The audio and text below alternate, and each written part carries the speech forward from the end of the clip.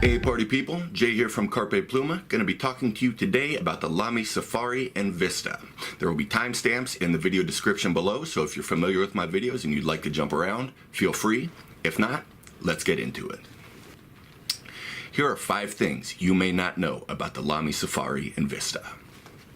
Number 1. Along with Mont Blanc's, Parker 51s, and Waterman 52s, Lamy Safaris are some of the most counterfeited pens in the world. Now, fortunately for you, it is not too difficult to spot a counterfeit. There's a neat little trick that works most of the time. And what that is to take a look at this ink window right here. And as you can see, there is a perfectly clear view through that. Now, when the section screws in, the section goes down around this ink window, and there are some notches in the section, which I'll show you right here, which are going to line up perfectly with that ink window. Now, it doesn't matter how I put this on. I can turn this any direction, insert it in there, spin it on. When I spin it tight, hold it up, you can see there's no piece of the section visible through there. Now, on a counterfeit pen, they are not going to have that much attention to detail. And when the section is fully threaded down, you are likely going to be able to see a little bit of the ink window or a little bit of the section through the ink window, or maybe a lot of the section through the ink window, or it might be completely blocked, etc. You get the idea. Now, don't stress out if you do buy from an authorized retailer and you get your pen and you can see like a tiny little bit. Chances are you just need to tighten that pen a little bit and that'll disappear. The pens will loosen up over time if that happens, so don't stress. You're not going to have to, wrench your hands getting it on there every time. But that ink window should be possible to make it so that you have a clear view through there if you've got a legit pen. Now, besides that, you're going to be looking at little details basically the same as you would for a Mont Blanc. You're going to be looking at the engraving, you're going to be looking at the tolerances, the engraving on the nib. Everything should look sharp and clean, etc. It's really helpful if you know you have a legit Lamy Safari to hold up next to it. Otherwise, it's real difficult to spot the differences. If you would like to see a video devoted to telling you how to spot a counterfeit Lamy Safari, you can click here. That is not my video. That is a video from Gold Spot Pens. Hope they don't mind me linking to it. If so, let me know. I'll take it down. But for my viewers, that is how you spot a Lamy Safari counterfeit. Number 2, the Lamy Safari and Vista are identical except for the materials from which they are made. They both have a section that matches the barrel of the pen. As you can see here, they both are going to have the same nibs on them. Fine or medium, of course, depending on what you order, but the nibs are manufactured in the same way. They're going to have the same feeds, they're going to have the same bodies, the same dimensions, the same weight, etc. Everything is going to be the same except for the material. Now, for this reason, it is sometimes easy to confuse these two, but there's a real easy trick to remember which one is which. Vista is Spanish for view. We also say in English, that a beautiful view can be referred to as a beautiful vista. And if you look at the Vista here, you can see, well, if I didn't have a converter in there, you would be able to see through it. Maybe if I look down through this end right here, there you go. All right, so the Vista, you can see through. Now, the Lamy All-Star is often confused with these pens as well. It looks very, very similar, and it's pretty much identical except for the fact that it's metal. It is a tiny bit bigger, but not noticeably so. You'd have to hold them right up next to each other and look real closely to see the differences. But how you remember that the All-Star is the metal one is the fact that the name All-Star is not spelled in the conventional way. It's not spelled A-L-L-S-T-A-R. It's spelled A-L-S-T-A-R. And that A-L is the sign on the periodic table for aluminum. Now, the Lamy All-Star is made out of aluminum. That's metal. So if you see the metal one, you remember that's the All-Star. You can see through it. That's the Vista, and any other pens that look like this are going to be a Lamy Safari. Now, the Lamy Safaris don't just come in black, they come in a lot of different colors, they come in some different textures, so don't be confused by that. But if it's clear, it's a Vista, if it's metal, it's an All-Star, everything else is a Safari. Number 3, unfortunately, this pen does not come with a converter. That, coupled with the fact that it's a proprietary converter that it needs to take, could annoy some people a little bit. However, the converter is not expensive. It's about $6. Let me show you mine here. I have got a Z24 converter in this pen. And you can tell the Z24 has actually been replaced by the Z28, and that's my understanding. So I don't think the Z24 is available anymore, but that's what I have here. Now, if you look at the little nubbins on the top and the bottom of the pen there, let's see, make sure you can see those. Those are going to slide right into these little notches. We had those big notches that aligned with the ink window, and then we've got these little notches which take the nubbins right in there. That snaps into place, and you have a very secure hold on your pen. Now, the reason for these pens not coming with a cartridge, you know, it's an injection molded pen. It costs about, usually you can get it for about $30. They manufacture everything in-house, so I'm sure they make their converters as well, and I'm sure they make them pretty cheap.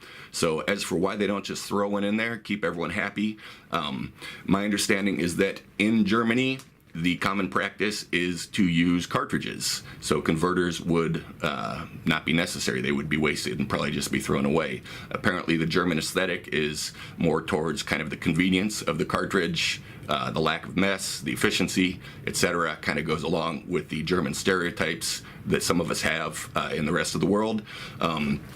But of course, over here in the US, we are a little bit more partial to bottled ink over cartridges. So if that's you, if that's the case for you, you can get a Z28 converter for about $6, usually in the place where you buy the pen. They will also take, I believe, a Z26, although that will not have the little nubbins on it, so it won't fit in quite as secure, but it will fit in there. Number 4. Lamy releases a limited edition of the Safari about every year. This makes them very cool for collectors. They come in different colors, they come in different textures. A lot of the time they will also introduce a limited edition ink that matches the pen. It doesn't come free with the pen, but if you like to match your inks and your pens, you can buy that and do that. As an inexpensive pen that is a good quality pen, it's kind of cool that they do that. So if you're a collector and you don't have a ton of money, you know, you can't be collecting Mont Blancs or whatever else, the Lamy Safari can be a pretty cool pen to collect. Number 5. All Lamy nibs are manufactured in-house, and they are serious about their quality control. Every nib is digitally inspected, every nib is inked and written with, and then they are all visually inspected before they are packaged. Unlike some other brands, you never hear, well, maybe in a very rare instance, but almost never hear about a Lamy pen having misaligned tines or burrs on it. They're serious about their quality control. So if you are very concerned, you don't like tinkering with pens, you want to make sure it writes well right out of the box, the Lamy Safari might be a good choice for you. It should also be noted that these are steel nibs. You can buy replacement nibs from Lamy if you would like. You can also buy gold nibs or nibs that have gold around the tines to give you a little bit of flex for about $100. So if you love this pen but you don't love the fact that it's a steel nib, you want to add about 100 bones to the price, you can get a gold nib on there. You will have to do it yourself though. Now it's time for the anatomy of a pen, where we take a look at the pen from top to bottom, from finial to end cap. So let's get going with the anatomy of a pen. We're going to be looking closely at the Lamy Vista. It's just got a few more interesting design elements than the Lamy Safari, which is very minimalist, very nondescript. I'll try to point out where the two differ, obviously besides the plastic that they're made of. I think you can figure that one out. But let's start out at the top. The finial on this pen is very minimalist, kind of like the rest of the pen. It's got a X or a plus sign, depending on your orientation. One kind of interesting piece of trivia is that the Lamy ballpoints will not have that X, they will have a dash across there. So if you see this X sticking out of somebody's pocket, that means they're carrying a fountain pen. Now on the inside of the cap, you can see those little dashes at the very top coming down vertically. Now with the non-transparent nature of the Safari, you can't see those. It's just a smooth shot straight down. On the Vista though, you can see those little dashes, and then you can see on the inside the sort of metal thing that the nib is housed in. and you can see some bands around the bottom of that. It's a pretty cool look. The combination of the clear plastic and the metal in there gives it a sort of a futuristic look. Other than that, the cap is pretty straightforward. It just comes straight down. Now looking at it, you might think that there's some more kind of design elements in there, but that's just the section visible through the inside of the cap. Now the clip is pretty interesting and unique and is one of the sort of distinctive features of this pen. It is a wire tension fixed clip. It has its two sides here are pretty far apart, so you're getting two separate grips on your shirt pocket or on your pen holder or your pen case or whatever you're using it for. It does come into contact. You can see there's a decent sized gap up at the top between the pen and the clip, but it does come into contact at 2 points here and here, so you're going to get a good grip on it. Another sort of interesting thing about this clip is that it's got a heck of a sort of ramp on the end of it, which means it is very easy to clip on just about anything. Now, even if, like, my leather jacket here, which you can maybe see is pretty thick, if I want to put this on here, I can do so. Good luck doing that with most any other clip. You know, you're going to ruin your pen probably if you try. But it's possible with a pen like this. Now, as we continue down the body of the pen, you can see there's a black washer right here between the section and the barrel of the pen. Now that is black on the Vista. It is also black on the Safari, so again, more nondescript on the Safari, whereas it stands out on the Vista. You can see the threads through the body of the pen, and then we have that ink window, and I've got a converter in there, so you can see the converter through there, and as you can see, the section is not visible because this is a legit Lamy Vista, and that's how they work. Now, if we continue down the body of the pen, you can see that we have Lamy sort of painted or printed or however they do it on the side here of the Vista in a sort of a silver acrylic. Now, if we take a look at the Safari, I don't know if you can see, but it is not painted on there. It is engraved in there or stamped in there, or however they do it. They probably don't engrave it. It's injection molded plastic, but you know, a blind person would be able to feel across there and read that, whereas on this it's completely smooth. It's just, you know, printed on there. Another kind of cool design element of the Vista is you can see these lines coming down vertically here, and again, not going to be visible on the Safari. The end cap is quite nondescript. It's easier to see on Safari, so I'm going to show you this one, but it's got Germany printed on it, or Germany stamped into it. The same thing on the Vista, but it's a little bit harder to see because of the transparent nature of the pen. Now, another interesting feature of this pen is that the barrel of the pen is not circular like on most pens. You can see it's got two rounded sides, top and bottom, or, you know, depending on your orientation, we'll just say rounded on the top and bottom and flat on the sides. This doesn't really affect the feel of the pen, as that's the part that's sticking up in the air, but it's kind of a cool design element. Now, the part of the pen that is most distinctive in terms of its anatomy is probably the section. I want to grab the Safari because it's a little bit easier to see this feature on the Safari than on the Vista. But as you can see, perhaps here, the section has got a sort of a triangular top and a rounded bottom. I'm going to try to get you a good look at that. Rounded on the bottom, triangular on the top. That is to say, if you can't see it well, where my index fingers are right here, coming up into a point, the section is sort of triangular, and down where my thumb is right here, this is rounded off like a normal pen. You know, like they just had a circle and they shaved off some plastic. I'm sure that's not how they did it, as it's injection molded, but that's a way to think about it. This is designed to be an ergonomic grip. We'll get into that a little bit more in the feel section, but you can see that's what it looks like. It does flare out a bit at the top, so if you've got sweaty hands, this might be a great pen for your grip, assuming that ergonomic grip works well for you. As for the nib, very, very minimalist. It says Lamy, and then there's an F for fine. It's a steel nib. It's quite functional. but nothing fancy. Lamy adheres to the Bauhaus philosophy of design, which emphasizes function over form, sort of rationality, utilitarianism, minimalism, a very modernist style, and the idea that mass production is reconcilable with the artistic spirit. That is my understanding of the Bauhaus philosophy from Wikipedia. Boom. If there are any art majors or architecture people out there that want to tell me I'm wrong, put it down in the comments. I'll put up a video explaining what Bauhaus is all about with information from you. But that's my understanding. So, let's move on. Down to the threads of the section. As I showed you before, you can see the big notches there that are going to line up with the ink window, whichever way you turn it on. And then we've got these little notches where the nubbins of the converter slip into, assuming you get the Z24 or Z28 converter. Now, this pen has plastic threads on it, but in case you were wondering, it is not eyedropperable. If you want to try and eyedropper this pen, I would love to see you do it. Make a video, send it to me. We'll have some lulls, but that ink window is going to make it quite difficult to do, so I wouldn't advise it.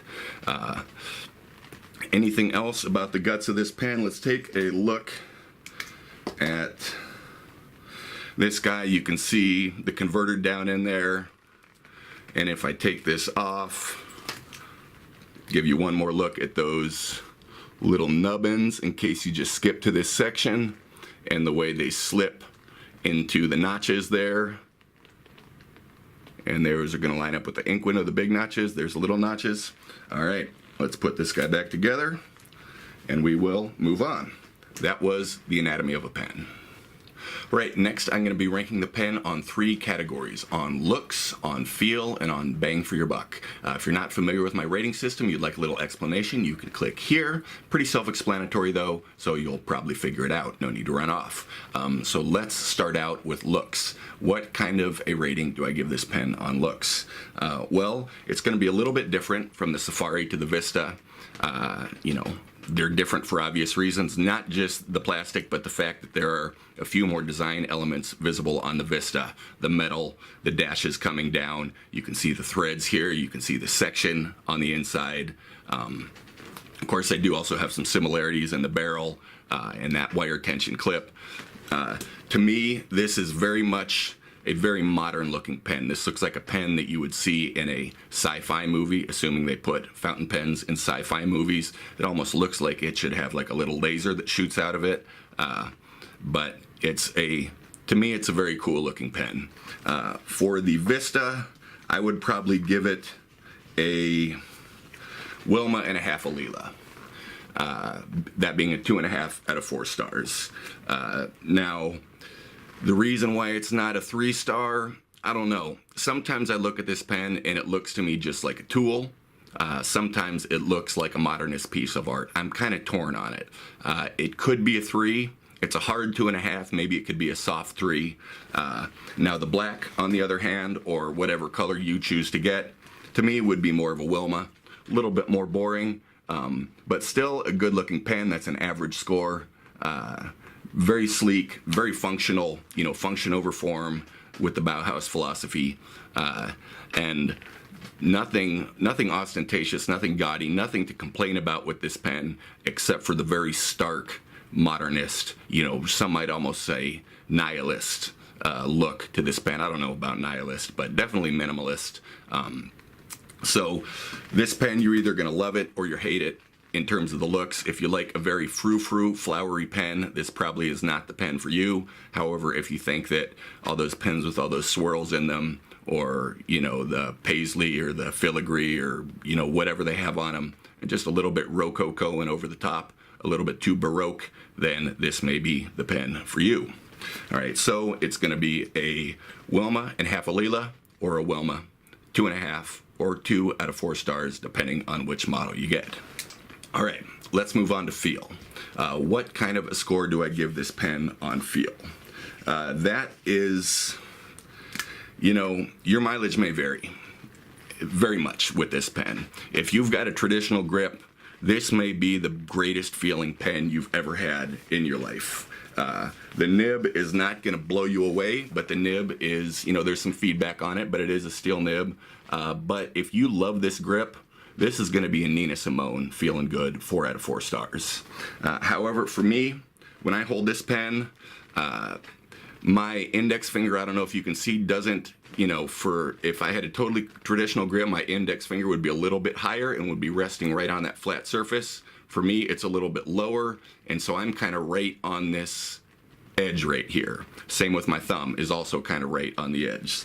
So for me, this is not a particularly comfortable pen. I do enjoy writing with it. The aesthetic of it gives it kind of a placebo effect on the feel. I would give this pen, it's definitely better than a Kirk Van Houten. Can I borrow a feeling? That's 1 star. For me personally, and this is just because my grip doesn't quite fit with it, it's going to be a Drake in my feelings, 2 out of 4 stars. It could almost be in a 2.5 because it's well balanced. It posts well. It's not too weighty or not too back heavy when posted. It's not overly large, not overly small. It does have, the little flared out grip section, which is nice because my hands can get a little bit sweaty sometimes in long writing sessions. But that ergonomic grip does not work great for me. So if you've got a 4-fingered grip, or you've got, I know some people hold their pen like so, or all sorts of, there's a million different ways to hold your pen. The grip may not work great for you, but this is a very popular pen. It was designed in the 80s, or in 1980 is when they came out with it. They're still making it, they're still selling a ton of them. So obviously this grip works great for a lot of people. But for me, it is gonna be a Drake in my feelings.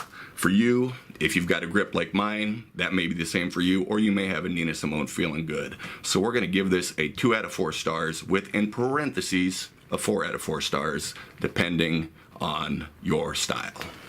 All right, next we have bang for the buck. This pen is definitely strong in bang for the buck. It could almost be a neutrino bomb, 4 out of 4 stars, except that it does not come with a converter, which does not make sense to me.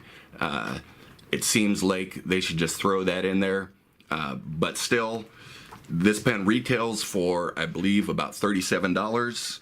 You can usually find it for about $29.99 if you look around.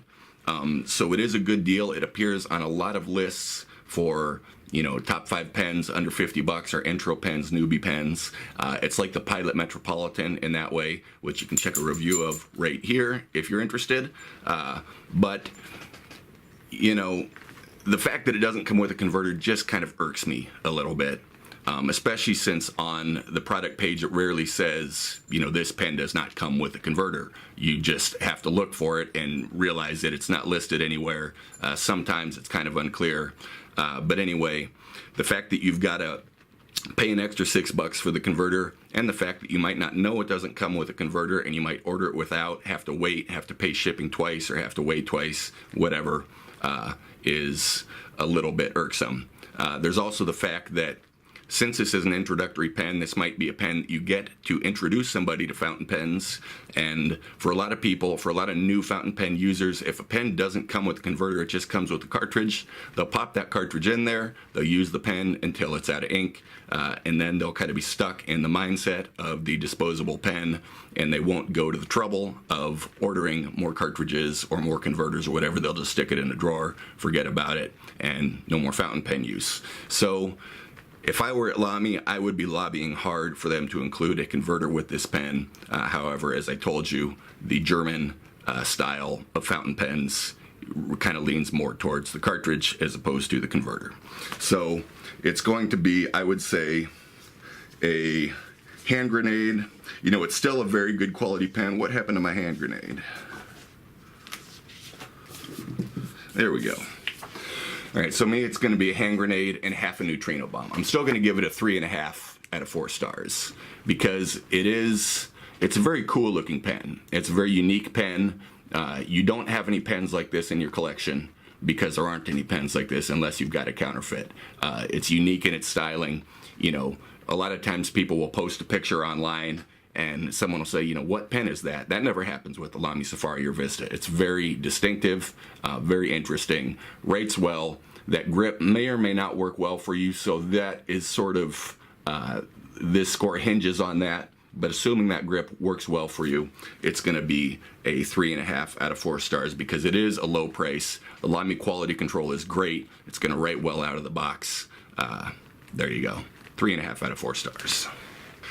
All right, so finally, should I buy this pen? Yes or no? Should I Carpe Pluma seize the pen? I say that this is a great pen to have in your collection. For the reasons I just listed, the definitely unique design. This wire tension clip is very cool. The minimalist sort of futuristic design is very cool. The fact that this looks like it could have a laser shoot out of it is very cool.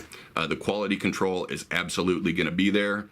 So if you don't like having to mess with your pens and hassle with them, then that's a very good feature. I do wish it came with a converter, but you are warned. So instead of $29.99, you're going to pay $35.99. And then you'll get your converter with your pen and no worries. But I would say absolutely Carpe Pluma seize the pen. Now, one thing to keep in mind, if you get this pen, a lot of people see the Lamy All-Star, they see a metal pen, and they think it must be of higher quality than this plastic pen. Now, perhaps counterintuitively, the Lamy Safari or Lamy Vista tend to hold up a little bit better than the Lamy All-Star. The Lamy All-Star will scratch or dent relatively easily, whereas if you drop this pen on the ground, you know, on the concrete or on the tile or on whatever surface might dent an All-Star, it's just going to bounce off. And with that Bauhaus philosophy and that sort of minimalist design, to me this pen almost kind of looks cool, beat up a little bit. You know, there aren't very many pens I would say that about, but it's almost like this pen is a artistic tool or a functional piece of art, depending on how you want to say it, that has character added to it the more it's used and the more it's kind of beat up and has more of your stamp on it. So I say absolutely Carpe Pluma, seize the pen. At this price, you know, it's not as cheap as the Pilot Metro. Depending on where you get it, it's about twice as much as the Pilot Metro. But to me, it's definitely twice as cool in terms of how it looks. Both pens are going to write well, but this pen has got that ergonomic grip, so that may work well for you, it may not. Either way, Carpe Pluma, seize the pen. Great pen for your collection. All right, guys, that's going to be all for me. I am Jay from Carpe Pluma, signing off. I would love if you would like, comment, subscribe below. I'm going to get you a writing sample here, double quick, and I will see y'all later. All right, bye for now. Hey, party people, Jay here, back for our writing sample with the Lamy Vista. All right, so let's get into it.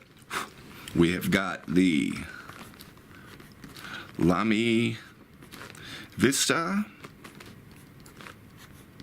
with a steel nib. Steel nib comes standard, that's not like a feature or anything. Fine. We are using Monteverde.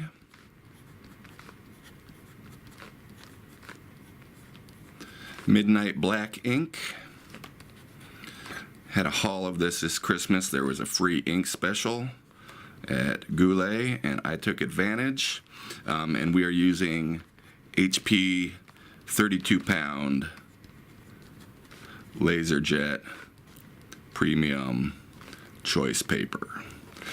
All right, how about some figure eights? It is pretty darn smooth. You know, it's a steel nib, so there's no real spring to it or anything, but the figure eights feel smooth. How about some backwards writing?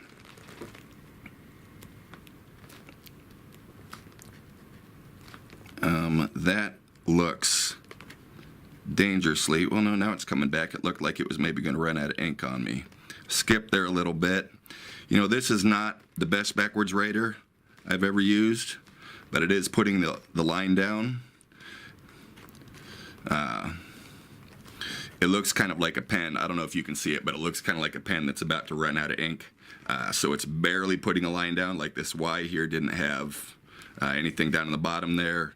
The there, right through there, kind of came through. But it is a functional backwards writer, and it is significantly thinner than the fine up here. Now notice this is a European fine, so it is kind of comparable to a Japanese medium. Keep that in mind if you get one. All right, how about some line variation? There's our regular line. If I apply a little pressure, definitely can get some line variation there, so that's nice. How about a little bit of cursive? The quick brown fox jumps ... over the lazy dog. Beautiful cursive handwriting from me as always. How about a wetness test? 1 1000, 2 1000, 3 1000, 4 1000, 5 1000, 6 1000, 7 1000, 8 1000, 9 1000, 10 1000. All right, that's a pretty darn dry pen. Let's try an immediate one. Tiny bit of smearing on the immediate, but as far as pens go, this is definitely on the dry side. How about if I just write Carpe Pluma? All right, we got some smear in there. You know, I don't know why that happens when I write and not up here. Probably because I'm applying a little bit more pressure when I write, so we're putting down a thicker line. But you can see there is some smearing, but on our thick line wetness tests, we didn't really get any. It is a nice smooth writer. It feels good. Like I said, my grip is a little bit weird in how I hold the pen, so the ergonomic section doesn't work perfectly for me, but your mileage may vary. So if you get the chance to test it out, you get the chance to hold one, see how it feels, give it a try. That is the Lamy Vista. Here we have the Lamy Safari. That's going to be all for me. Signing off, I'm Jay from Carpe Pluma. Would love if you like, comment, subscribe below. I'll see you next time. Bye for now.